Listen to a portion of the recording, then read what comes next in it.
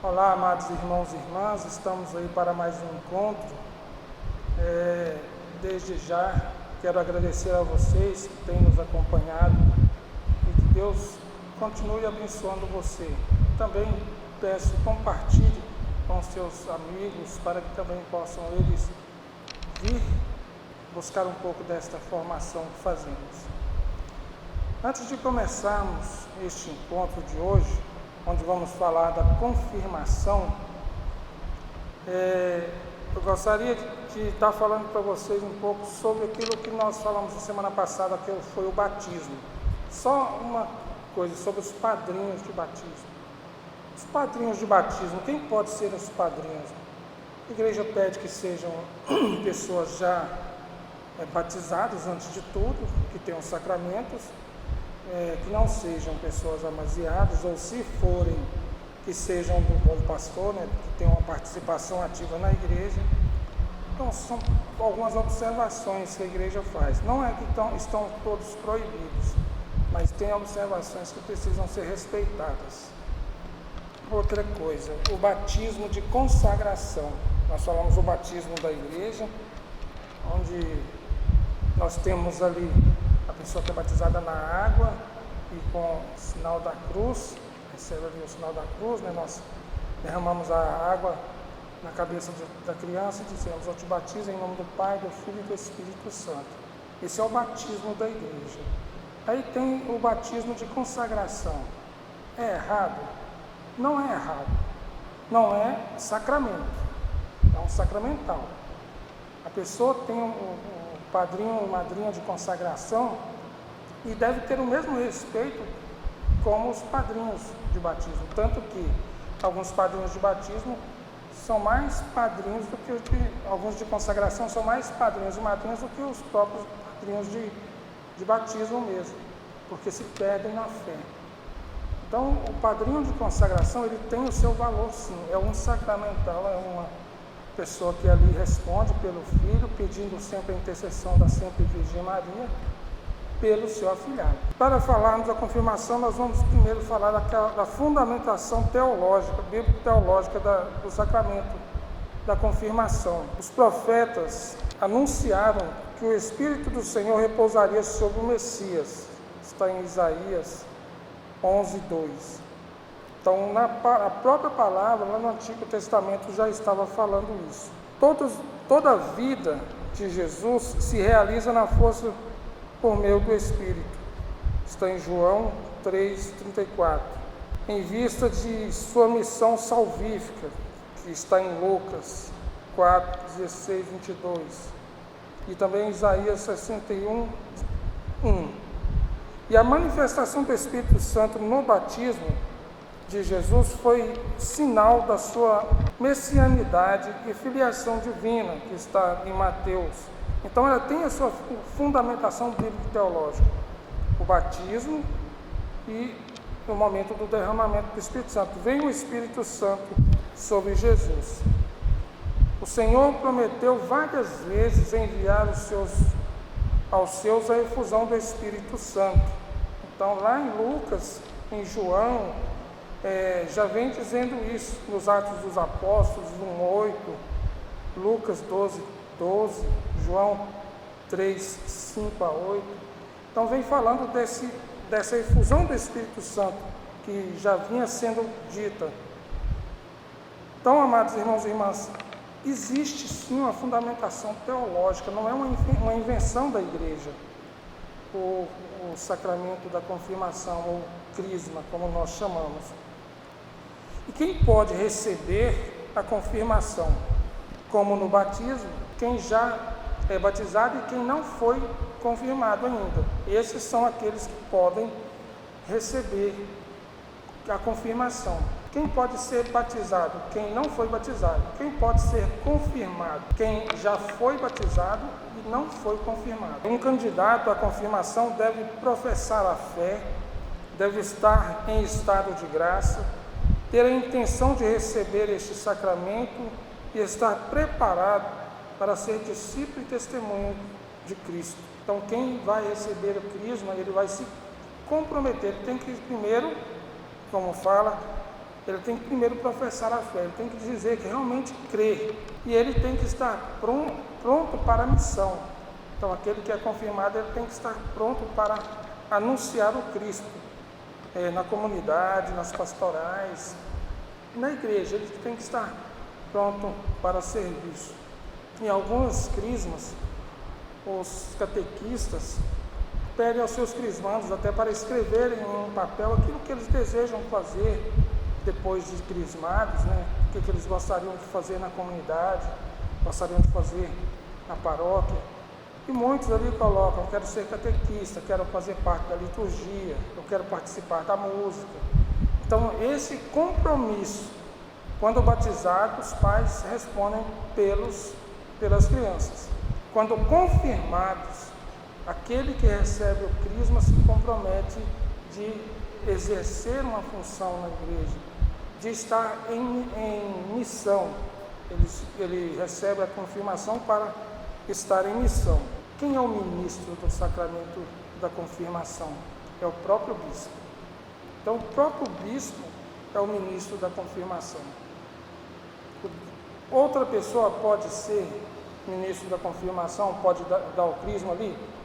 Pode, desde que o bispo delegue esta função, ou desde que a pessoa esteja em caso de morte, aí o bispo pode sim dar essa pessoa, aliás, se a pessoa está em estado de morte ali, está correndo perigo, ela pode sim, o padre pode ser o ministro da confirmação nesse momento. Então, amados irmãos, o sacramento da confirmação, este é um sacramento que completa praticamente o batismo, como nós falamos. Por exemplo, nós sabemos que vem primeiro a Eucaristia, depois a crisma. Nós sabemos que tem uma ordem. A Eucaristia, nós recebemos o batismo, depois fazemos a primeira Eucaristia, depois fazemos a crisma. Mas a igreja coloca ali como essa ordem: primeiro nós batizamos e confirmamos o que recebemos, e depois recebemos a Eucaristia, que nós, no próximo encontro, estaremos falando sobre a Eucaristia. Então, a Eucaristia, a crisma, a confirmação, é o sacramento que completa o batismo, pelo qual recebemos o dom do Espírito Santo. No rito da confirmação é feito o sinal de imposição das mãos e a unção com crisma. E o que é o crisma? Crisma é uma palavra grega que quer dizer óleo, um óleo. Vocês se lembram que quando eu falava dos sacramentos, quando eu falava na Semana Santa, na missa do Santo Crisma, na missa da Quinta-feira Santa, que é presidida pelo bispo, junto com todo o seu presbitério, naquele dia o bispo consagra o óleo do crisma, abençoa o óleo do batismo e o óleo da unção dos enfermos. Então, aquele óleo consagrado é o óleo do crisma, que nós confirmamos, da confirmação. O óleo que é o óleo da oliveira, perfumado com a resina do bálsamo. Então, o óleo perfumado. Então, qual a matéria e a forma do crisma? A matéria é o óleo abençoado, consagrado, e a forma são as palavras professadas, pronunciadas pelo bispo ou por aquele que ministra ali, que são: te assinalo com o sinal da cruz e te confirmo com o crisma da salvação, em nome do Pai, do Filho e do Espírito Santo. Então, no batismo, as palavras são: eu te batizo em nome do Pai, do Filho e do Espírito Santo. Na crisma ou confirmação, as palavras são: eu te assinalo com o sinal da cruz e te confirmo com o crisma da salvação, em nome do Pai, do Filho e do Espírito Santo. Então, tem o óleo consagrado, o óleo do crisma, que recebemos aqui, vem nos dar força. Então, amados irmãos e irmãs, o Catecismo da Igreja Católica, ele cita este mesmo ensinamento de Santo Tomás na fala, quando vem falando da confirmação. Ele diz, no número 1305, deve-se dizer que todos os sacramentos são declarações de fé, mas o batizado recebe poder espiritual de professar a fé em Cristo pela recepção dos demais sacramentos e confirmado, porém, recebe como dever o ofício e o poder de professá-la publicamente.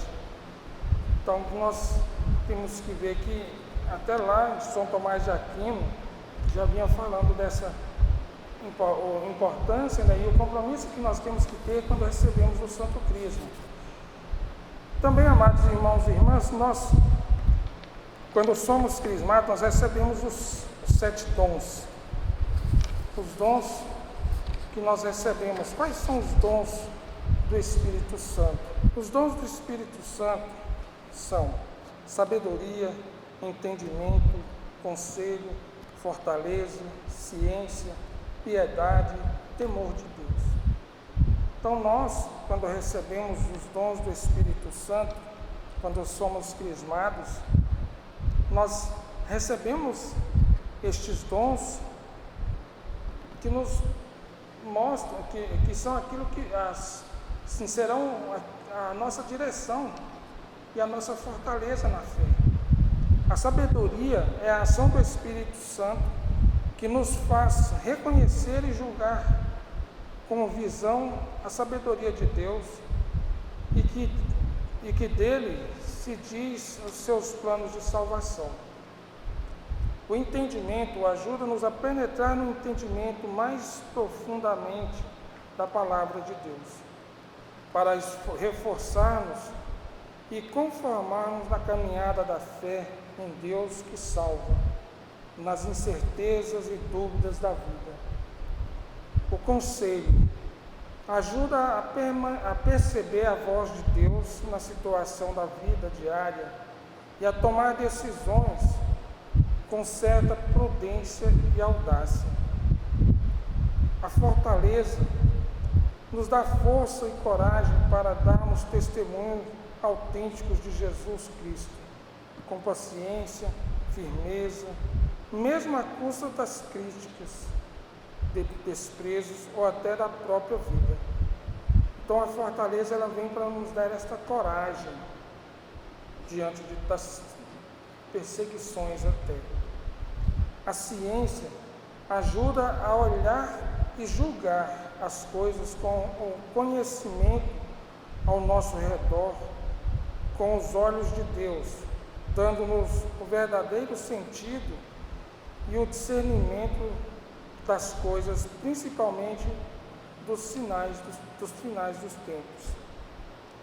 A piedade é a ação do Espírito Santo comunicando-nos os bons sentimentos e atitudes para que possamos amar e servir a Deus como Pai, e também amar e respeitar e servir ao próximo com respeito e dignidade. E o temor de Deus coloca em nós o temor como filhos que têm receio de ofender a Deus, para podermos superar as fortes solicitações do pecado e esforçar na resistência, proibindo nossa inclinação ao mal. Então, os dons do Espírito Santo são estes: sabedoria, entendimento, conselho, fortaleza, ciência, piedade e temor de Deus. Então, amados irmãos e irmãs, como foi dito, nós temos que estar prontos para a missão. Receber o sacramento da confirmação é eu me colocar ali à disposição. Por que quando nós crismamos, já temos uma idade já mas com o conhecimento da razão, o uso da razão, para podermos estar em missão. Então, ficamos por aqui. Gostaria de te falar, você que já é crismado, já é confirmado, viva o seu sacramento, se coloque ao serviço da igreja, anuncie Jesus, como diz a palavra, né? Seja testemunho do Evangelho. Então, crismado é para a missão. Então, agradeço mais uma vez a você que veio participar deste encontro. Vamos pedir que Deus possa nos abençoar as nossas famílias. O Senhor esteja convosco, Ele está no meio de nós. Abençoe-vos o Deus Todo-Poderoso, Pai, Filho e Espírito Santo.